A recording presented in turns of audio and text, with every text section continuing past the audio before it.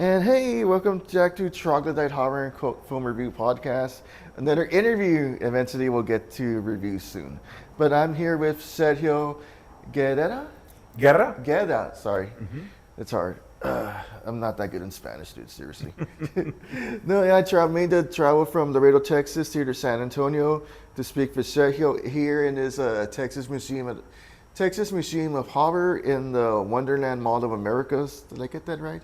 I always say The Texas Horror Museum. Horror Museum. There you go. But the mall, it's a Wonderland Mall or World of America? They call it Wonderland of the Americas. Okay. I guess they're trying to get rid of the mall Yeah. part of it, and just make it like a shopping center or something. Yeah. But, I mean, I just call it Wonderland Mall. Right. So it's more easier. most people do. Yeah. So, we're here in your exhibit, and I stopped by here back in August, and it's fun, man. Like, it was like when you were just starting open. Like, how's it been so far since the last time I was here? Pretty good, pretty good. We've gotten pretty good reception, pretty Yeah. much everybody that goes through the museum, enjoys the interaction with the exhibits that we have, and the stories that we've got to tell. So that's really, really good, you know. So I've been telling my friends in Laredo about this place and anyone that would listen to me. And it's just so nice, dude. And right now, your exhibit is with South Texas folklore and Mexican folklore, right? Right, yeah. It's pretty much all the boogeymen from like our cultura, Yeah. like stories that people don't really tell. And so we wanted to kind of change that.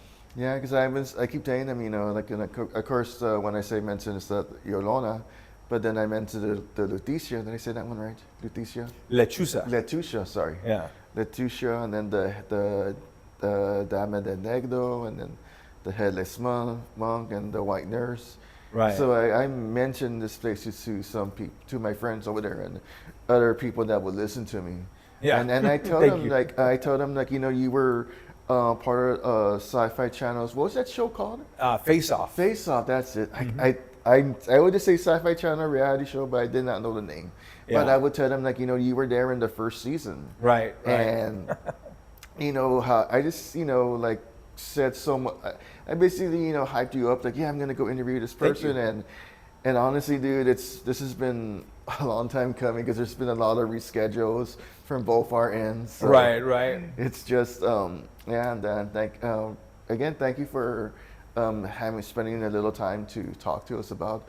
Thank you very much. Tell me a little bit about your journey. Like, what got you into the makeup and the horror? Like, how did it start for you? What's your origin?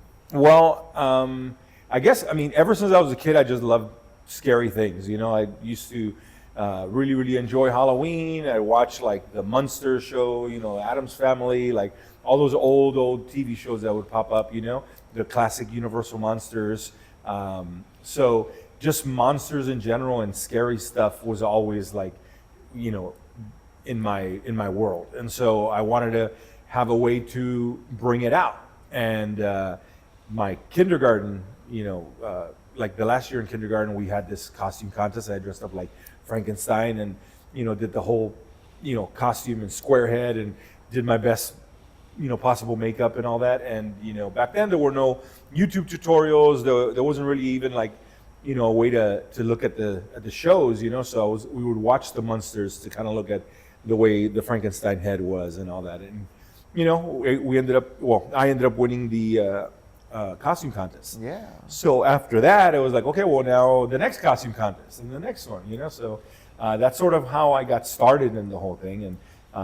And I just decided I wanted to make monsters for a living. So I went and did that. Cool. And growing up, did you, was I'm pretty sure Tom Savini played a big part in your journey. But did you read any the Fangoria or Gore Zone magazines? Oh yeah. All of those Fangoria, Rue Morgue, all the old Monsters of Filmland and stuff like that, Anything really, because again, I'm an old guy, right? Yeah. So back when we were kids, there wasn't as much stuff as there is. Right now, there's an event here at the mall, right? It's a spooky event. Every month they have at least one thing about monsters or horror or whatever, and that wasn't available when we were kids. So it was very much you had to kind of hold on to Halloween while it came, and then wait until the next year to be able to have access to makeup or costumes or whatever, because it wasn't very available. Yeah. So yeah. But that's one thing about the famous Monsters of Filmland, because that was kind of like well, it will always give tips and ideas of how to, for aspiring people that want to do effects and makeup. Yeah. And it was like my brother. It's funny, me and my brother, we totally grew up opposites, sort of.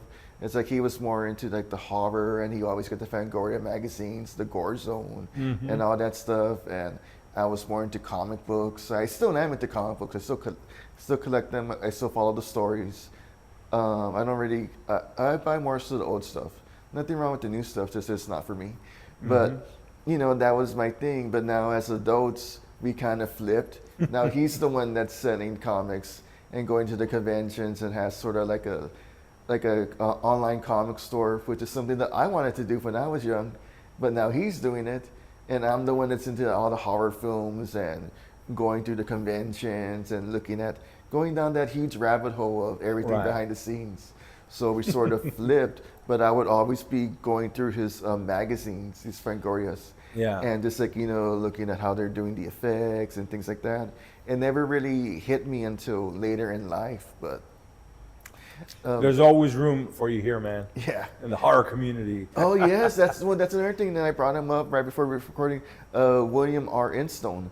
When I mentioned I was going to interview you, he said, that you made the mask for him. Right, and for his Goldilocks movie coming up. That the female from the season 2 of Face Off, that she helped him with his Hogman for cool. Butcher's Blood. So he was saying that the horror community.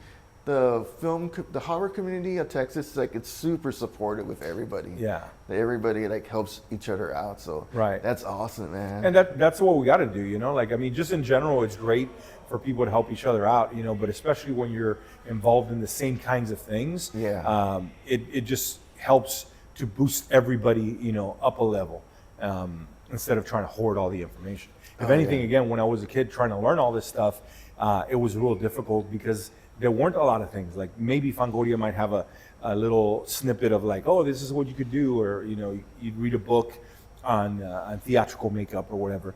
But the information was spread out, and nobody really wanted to give away their secrets, because makeup effects is essentially illusions, and so a lot of the earlier makeup artists were considered like illusionists, almost like magicians, like doing magic tricks on set. So trying to get actual information was very, very difficult. Not like it is today, thankfully, Yeah. So now it's more accessible. Yeah, and now people are willing to share with each other. That's why I do classes, because when I started, nobody wanted to show me anything. I had to experiment, and that's a great way to learn. But if you want to kind of, bring your, learning curve down, if you want to make it a little smaller, at least now it's easier to get that info. And so I do conventions, I'll do classes, or we have classes here at the Texas Horror Museum to kind of teach people how to do this and not have them continually have to experiment and fail before they figure it out. Yes, that's the one thing that I was telling when I would tell people I was going to come interview you. I would tell them he teaches classes and stuff. They want to learn and stuff. And then I mentioned, because this is when I first met you, and first time I met you when I came here. But we were you mentioned that there was this mother and daughter from Dallas who wanted to learn, and they were willing to make the weekend trip to do a crash course learning over the weekend. So you're willing to work with people that are out of town and stuff that want to learn. Yeah, and it makes sense sometimes for those people because they're traveling so far, to just kind of put a couple of classes together. So it's a bit more intense. It's a private instruction, but at least all my focus can be just on them. Yeah. So it's not them having to come from Dallas 5 times to get that same information, Yeah. And also my best friend who lives here in who lives here in San Antonio. Sorry, long drive. No, but her daughter is interested in doing effects, because a few years ago she did some some like skin effects on herself. And I told her it was if your daughter Claudia wants to learn, like this guy's here, like he teaches class and stuff, like look him up because she was. Thank you. Yeah, it's just fun, dude. It's just like I never been in not been, like this again that this whole I guess you could say networking is so new to me that I just don't know how to react to that. I just love like spreading the word of what I find and stuff because it's awesome. Well, that's freaking cool, man. Thank you. I appreciate it for sure. Yeah, and then I was telling my other friend, because yesterday he had a horror movie night over there in Laredo, and I was mentioning him how like you do the effects and stuff, and he was gonna try to get in contact with you about making something. I don't know if you have time or stuff, but he was gonna try to contact you because I sent him your information because he's gonna be him and his wife are gonna be here for Halloween, so they're gonna do something. Yeah. But he was gonna try to connect with you about something. Yeah, I mean, people can just walk in. We're open every day except Mondays, and or they can contact us on Instagram. Like just at the Texas Horror Museum, or go to our website, thetexashorrormuseum.com. And I do a lot of private work and private commissions and custom masks and props. So the only thing I tell people is just when it gets closer to Halloween, it's like that's where I'm getting the most orders. Yeah. So it's always best to try and get that in as quick as possible, because we're already like halfway through September, so I've already got a bunch of stuff going on, so if you talk to your friend again, just tell them like the earlier the better to see if I can still do it. Yeah, and well, now that you mentioned Mondays, is it because you celebrate Garfield? No, but that always fits, Yeah. No, I just need a day where I can actually like work on things in the museum, because while the museum's running, we have people going through, they're enjoying it, but that's all day, and so I don't really have time to go in there and like work on extra things or whatever. So this museum's consistently like rotating. So we have about like 12 exhibits in there right now. It takes about 30 minutes to go through the whole thing. Again, all stories and creatures from folklore and legend of the Hispanic culture, and then in a couple of weeks probably some of these will be gone and we'll have new ones in here for the Halloween season, and then after that we'll take some more out and bring some new ones in. So over the course of the year you'll end up having a rotation of about like 36, 37 different ones. So there's always something for people to come see. That's awesome. And okay, so brain fart, lost my train of thought. It was about the displays, or I should have wrote these down, damn it. So off the rails here. We're unprofessional. Or I don't know what kind of shit show I'm running sometimes. But when it comes to the displays, what's the next what's it called? The word I'm looking for, track exhibits. Do you have what kind of exhibits do you have lined up for the spooky season? So I could say that a lot of times, when people go into the museum right now, there are things in there that they've heard of before, right? So like La Llorona, La Lechuza, things like that, right? They've heard those stories, but I did a lot of research to try and find a lot of really good folklore and legends that aren't talked about a lot. So I tell everybody when they walk in that I hope you learn something new, because it is kind of an educational thing, and people enjoy it. They come on, they're like, oh yeah, I didn't know about this guy, El Sombrerón, El Padre Sin Cabeza, right, La Dama de Negro, things like that. So there's all these really cool characters in there right now. For Halloween, I know for sure, I don't know which ones are leaving just yet, but I know for sure we're gonna have the Donkey Lady in there, because that's a big San Antonio staple, Yeah. So the Donkey Lady will be here in October, closer to Halloween, and the Chupacabras for sure. So those two are coming soon. As far as like the full rotation, there's, like I said, I got a bunch of them that I want to do. There's about 36 that I know for sure I'd like to be in the exhibit, and just to rattle some off of there, it's like the Diablito, the Dancing Diablo from the Camarón, also here from San Antonio. That's a local legend. There's El Hombre Caimán, and that's actually a legend that, people, I don't remember the country, but they actually have like parades based on this creature, you know, and or this story, this legend. So there's a lot of these really culturally important stories that are spooky in nature, you know, that are like, how do you say, they're cautionary tales that people tell, that we don't always hear about. So those will be coming pretty soon as well. Cool. And I just remember what I was going to mention. So also when we were when I first met you, and you were describing the exhibits and stuff, and you were saying about stories, how like, you know, people would tell stories, and well, back in the because like they were seeing it, no electronics, no television, no phone, no nothing. It was just like, you know, people telling stories, whether it was like, you know, your abuelita or abuelito or somebody, you know, they would tell stories. And that's something that I learned just last year during around Christmas time. I did not know that during Christmas, in the Victorian era, people would tell ghost stories around there. Right. And that totally like fascinated me so much.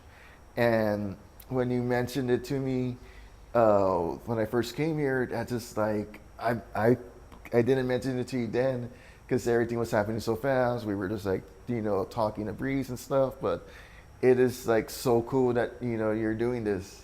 And again, like you said, like telling stories that were passed down from generation to generation. And, right. And it's just, it's awesome, man. Thank you. And we try and emulate that here because there is something to be said about a good storyteller telling you a story. You know, many times I tell people that come in here, you know, you probably remember somebody telling you a spooky story when you were a kid that you still carry with you to this day, you know? And yeah, like 50, 60-year-olds are like, oh yeah, I remember when somebody told me this or whatever, you know? And so the whole point of the museum is that I didn't want people just to come in and read a plaque, right? Like you could just do that anywhere. I wanted to kind of emulate the storytelling. And so having this sort of like interaction with the abuelita, right? With the bells and stuff like that, to kind of hear the stories as if she was there with you telling you the stories, I think is what makes it kind of impactful. And that's especially whoever you had doing the recording, like she sounds really like your abuelita. Right. Well, and you know what's funny is you were talking about AI earlier, right? So I had to make that voice because we couldn't find somebody that had it.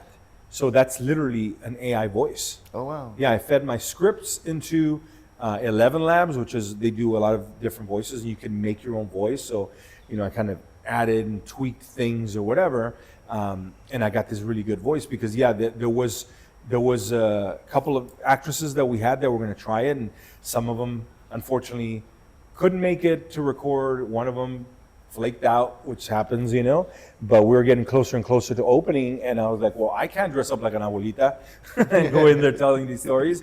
So I had to figure out something. And I almost thought of having like a tour guide here, but then I figured if I'm not going to be able to do that for everybody, it won't be fair. So what way can I do it where, you know, people get this sense of being told a story by, you know, like you said, that voice is really important. You know, the way there's like a warmth to it, but also a creepiness to it, you know? So it took me a good while to figure it out, but it worked out perfectly. It worked out better, unfortunately, than what we had available to us at the time.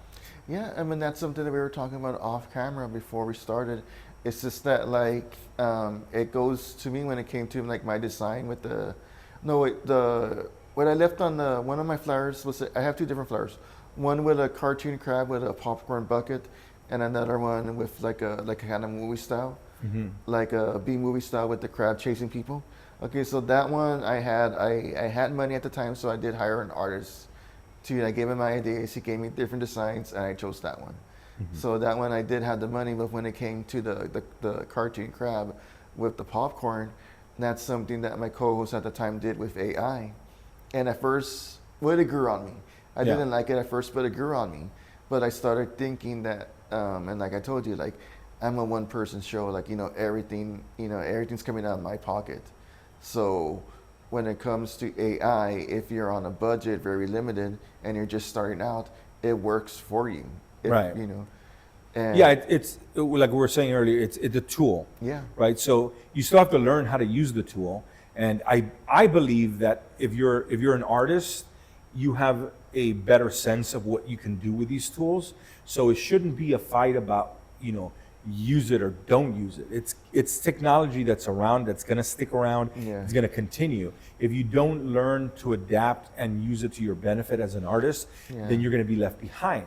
So to me, I try and like urge like my friends that are artists or whatever to embrace it in a way, like to learn how to use it and to learn more about it, because sometimes people have the wrong idea about how Yeah. things work and that it's stealing people's information, and it really isn't.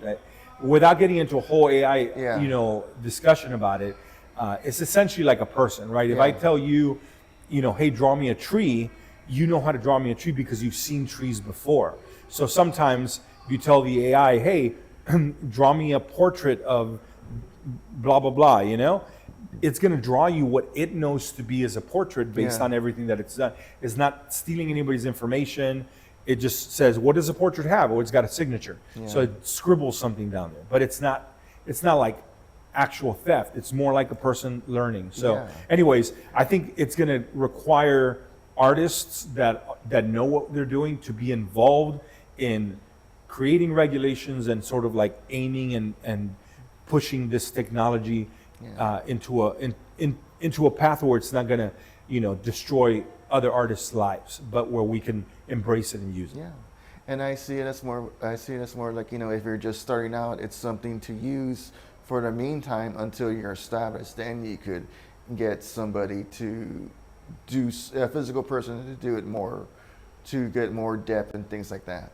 Yeah. So it works both ways. Right. It's that like you just have to, like you said, embrace it and just like learn. Yeah. Because like everything starts from learning. I mean, like you said, like you learn brain fart, but like you there was no one to teach you. You learn by yourself until you went to people to teach you. And with me, I learned everything through YouTube. How to edit video, how to edit audio and then video. And even before then, even before I even started editing, I just like read a lot of websites on how the process works, what equipment to use, and so forth. It all starts with educating yourself. Right. Yeah. So, okay, so back to the films or horror. What's your favorite film? Horror film? I mean, horror has always been really close to my heart. Like I said, because I've loved like horror movies since I was a kid. It's really difficult for me to say like this is my favorite thing, because it's like food, right? I think, and I don't mean any offense by this, right? But I think when you're a kid, if you ask a kid like, hey, what's your favorite food? They have a favorite food. Mm-hmm. They're gonna say, oh, pizza, because that's their favorite thing, because their palate is brand new, like that. This is the thing that makes me go.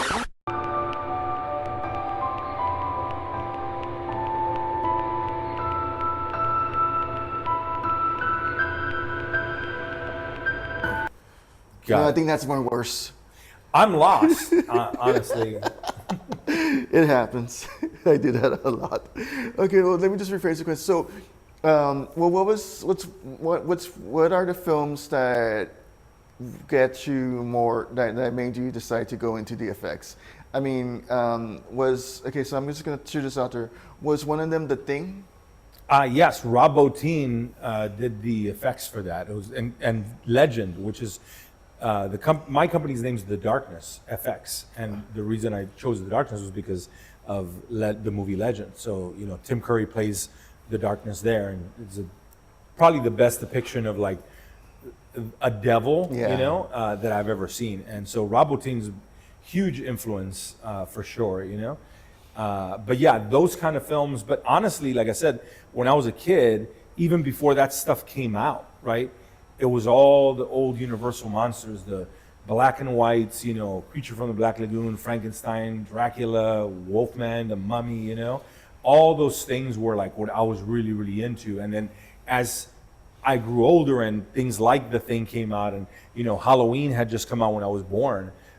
Michael Myers is one of my favorite characters also, so like a whole new modern era of horror and horror monsters started coming about as I grew up. So it was really a great time to be a kid in a way, because you had all these really great artists doing all sorts of great work, which we all love now. That's why we have all these events and stuff, But unlike back then, at least now there's more ways to express it. So having these kinds of events, like even when it's not Halloween, is huge. So does it amaze you when you go back and something, okay, like example like the Wolfman, when you go back and watch like a documentary about like how they did the makeup or stuff, or the process. I don't know if it was the first one, the Wolfman, or if it was one of the other ones where when they were doing the makeup, that it was basically they just filmed it in reverse.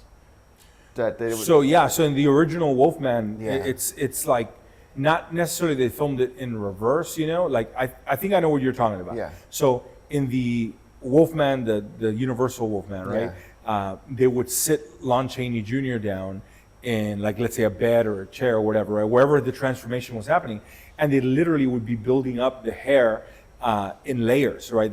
They'd cut and then they'd add some more and then they'd start again. And the way that they edited the film together, it looked like hair was growing. And that was a huge effect back then. Yeah. But then fast forward to like Rick Baker in American Werewolf in London, and that's where like some of those effects, to get it to look like the mouth was growing or like the hands were growing, they actually started off with the prosthetics in the lengthened position, right? And then brought it down, because you get the full stretch that way, and you get it to come down. Same thing with the face, and then you play that backwards, and it looks like it's growing instead of coming back. Yeah. So and that was like another gigantic step, like for special effects and stuff. So I think that's the greatest thing you can attribute to these like amazing artists, that what they did was really open people's eyes to what is possible, right? And back then, again, without computers. Yeah. So it's like,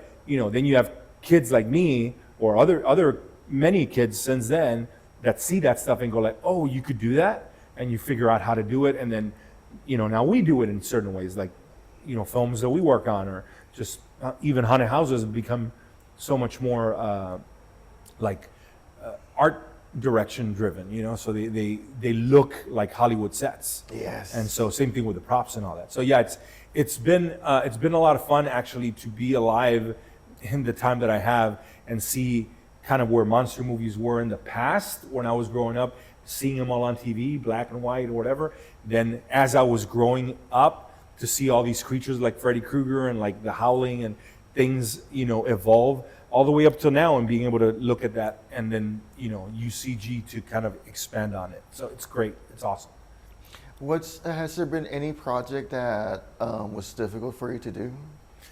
Yeah, I'm going to say all of them, as far as difficult goes, like when you're trying to do something good and you're always trying to get better, then the difficulty level is always going to be there, right? Like Right. There's rarely anything where you're going to say like, I got that. And you probably don't ever want to get to that point, because if it gets to that, A, you'll probably get bored eventually. And then B, it means you're not really pushing yourself. So I've done like hundreds of zombies, right?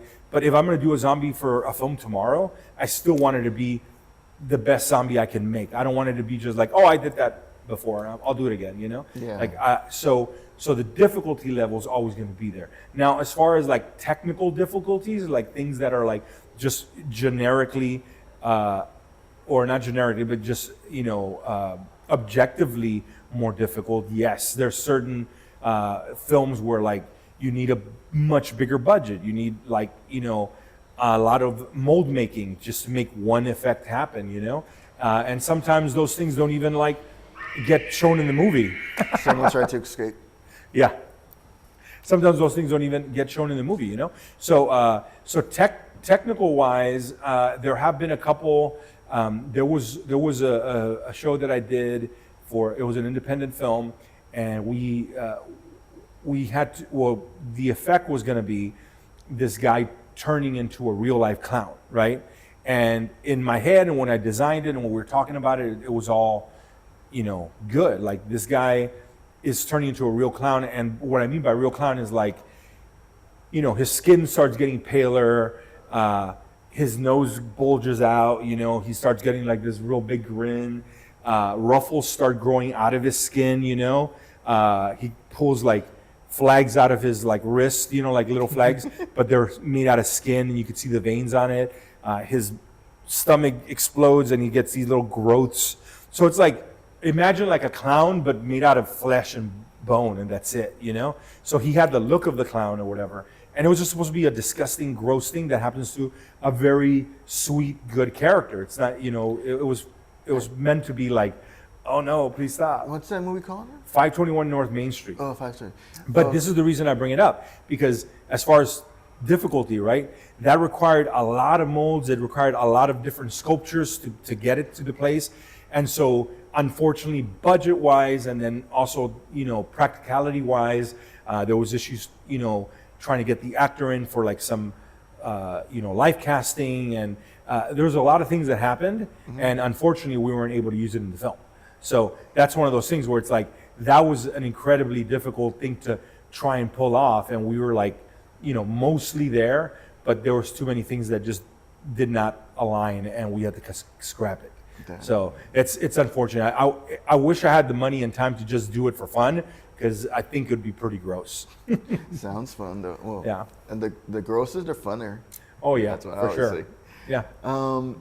Well, I can't think of any. Well, I guess I can't think of anything else. So we'll just say, if I can think of anything else, I'll just try to give you a call again. We'll do this again. Yeah, for sure. Anytime, I hope, man. I hope you had. I hope this was a good experience for you. Like, Yeah. Thank you very much. thank you. And where can people find you? Well, tell us again where people can find you on the socials and. So right location. now, everything is on Instagram. We will get like a Facebook and a TikTok or whatever, you know. Soon But as the right now, lawsuits are final. huh? As soon as the lawsuits, get settled. Yeah. So hopefully, if you just type in at the Texas Horror Museum when you Yeah. go to Instagram, you'll find us there. You can also go to our website, www.thetexashorrormuseum.com, or Google us, you know, and you can find all the current information through there. And what are the hours for the machine? Because you said no Mondays, but So our usual hours right now is we're closed Mondays. Every other day is 11 to 6, except Fridays and Saturdays, where we do 11 to 8. But I would suggest, if anybody's watching this and you're wanting to come to the museum during the Halloween season right now in 2025, definitely check our website or Instagram, because our hours might be changing. Yeah. So we might expand our hours to allow more people to come through. awesome sauce, man. Well, thank you so much for being on the show, dude. I really appreciate your time. Thank you for having me. This was fun. The trip was great, dude. It's been like I said, like, we've planned this, but setbacks happen in our lives, so life happens, dude. So No, I'm glad you made it down, man. Yeah. Yeah, thank you. And at the time of this recording, I'm gonna go later to the Horrific Women Film Fest. Oh, that's the day, right? Yeah. Oh, that's awesome. So I'm gonna. I hope it goes well. Me too. I hope I get back. Yeah, I'm gonna drive back home. I couldn't find a place to stay. Oof. Yeah, well, it's not that bad. I'll be fine. I'll cut this part out. That's a slogan of Lots the of show. coffee. You need lots of coffee. Or lots of soda, Dr. Pepper. Okay. Oh, coffee too. Oh no, hot chocolate. It's almost that season. I'm more of a hot chocolate person than a pumpkin spice. But thank you so much, man. I really appreciate this, man. Thank This you. is so much fun. Yeah, thanks very much.